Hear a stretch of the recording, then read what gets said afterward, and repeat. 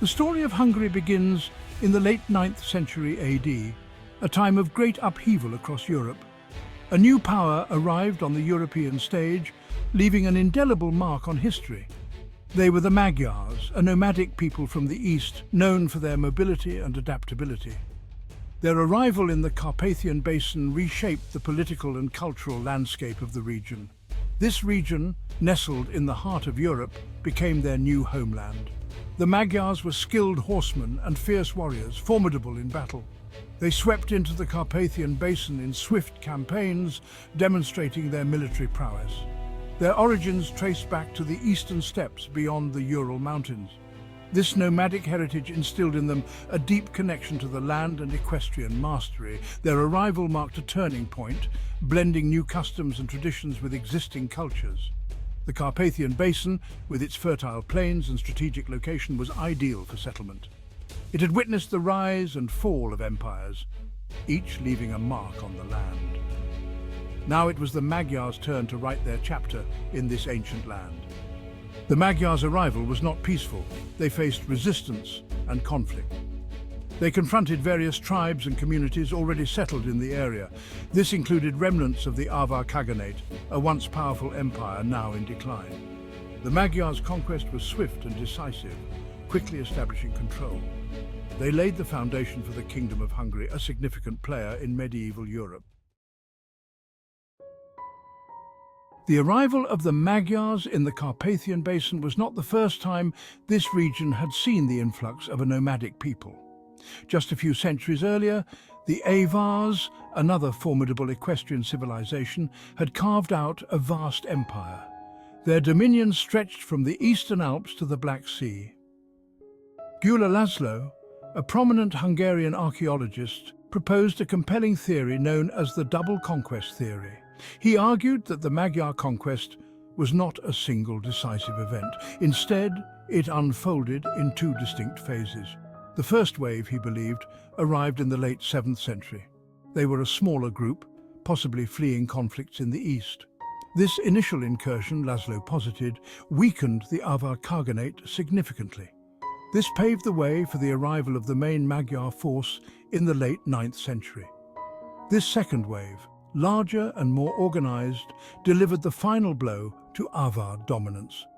The double conquest theory remains a subject of debate among historians. However, it offers a nuanced understanding of the complexities surrounding the Magyar arrival. It acknowledges the possibility of an earlier Magyar presence and highlights the Avars' significant role in shaping the region's political landscape. Their legacy, though often overshadowed by the Magyars, continued to resonate in the cultural and archaeological tapestry of the Carpathian Basin. To understand the significance of the Magyar arrival, we must rewind the clock even further, delving deep into the annals of history. The Carpathian Basin, long before the arrival of the Magyars or the Avars, was an integral part of the Roman Empire, a region teeming with life and activity. Two Roman provinces, Pannonia and Dacia, encompassed much of present-day Hungary, serving as crucial territories in the vast expanse of the Roman domain. They played a pivotal role in shaping the region's early history, influencing the cultural and social fabric of the area. Pannonia, situated west of the Danube River, was a vital frontier province, a bulwark against external threats. Its legions guarded the Roman Empire from the incursions of Germanic tribes, ensuring the stability and security of the empire's borders. Dacia, conquered by Emperor Trajan in the 2nd century AD, lay to the east, rich in gold and other resources, becoming a jewel in the Roman crown. These provinces were more than just military outposts. They were vibrant centers of Roman culture and daily life. They became centers of Roman civilization, where the Roman way of life flourished. Roman cities sprouted, complete with grand public buildings, paved roads and bustling marketplaces, reflecting the sophistication and organization of Roman urban planning. Roman law and administration were introduced, leaving a lasting impact on legal and social structures, which would influence future generations. Perhaps most importantly, the Latin language took root, influencing the development of later Romance languages in the region, a linguistic legacy that endures to this day. The Roman withdrawal from Dacia in the 4th century AD and the subsequent fall of the Western Roman Empire left a power vacuum in the Carpathian Basin, a void that would be filled by various migrating tribes and emerging powers. However, the Roman legacy lived on, visible in the architectural styles, urban layouts and cultural practices that persisted. It laid the groundwork for the region's Christianization, its connection to broader European networks, and a cultural affinity with the Mediterranean world, fostering a sense of shared heritage and identity. These Roman roots would continue to influence the development of Hungary, even as new powers rose and reshaped the political map, ensuring that the legacy of Pannonia and Dacia would endure through the ages. The collapse of Roman power in the Carpathian Basin marked the beginning of a transformative period in the region's history. This era saw the arrival of various peoples and cultures, each bringing unique influences and traditions. Among the first were the Germanic tribes, pushed westward by the Huns and other nomadic groups. Following closely were the Slavs, migrating from Eastern Europe, setting up camps and new settlements. These migrations were marked by intense conflict and displacement. Different groups vied for control over fertile lands and crucial trade routes.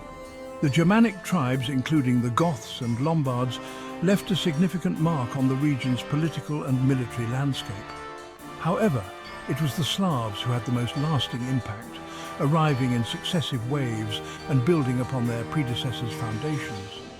Over time, the Slavs established numerous settlements and became the dominant ethnic group in many parts of the Carpathian Basin. The Slavs brought rich languages, customs and traditions, enriching the region's heritage. They also played a crucial role in spreading Christianity, laying the foundation for the region's religious landscape.